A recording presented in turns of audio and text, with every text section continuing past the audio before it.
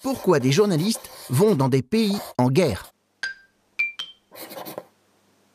Certains journalistes, les reporters de guerre, vont enquêter sur les lieux des conflits pour raconter ce qu'il s'y passe. Mais travailler au milieu des combats, c'est risqué. Rien qu'en 2017, 52 journalistes ont été tués dans le monde. Et des centaines sont emprisonnés, pris en otage ou blessés chaque année.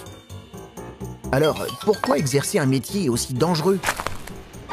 Ces reporters se rendent dans les pays en guerre pour observer les événements, tenter de comprendre les intérêts de chaque camp et expliquer ce qu'ils ont vu au monde entier.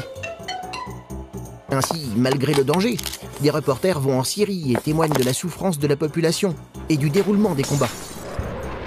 Ils espèrent faire prendre conscience de la réalité de cette guerre et aider à améliorer la situation.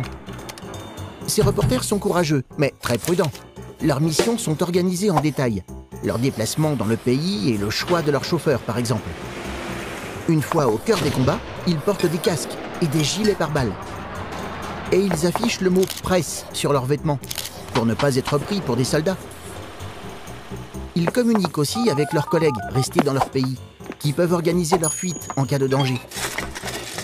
On considère ces reporters comme des héros, mais eux estiment faire seulement leur métier, informer en toutes circonstances.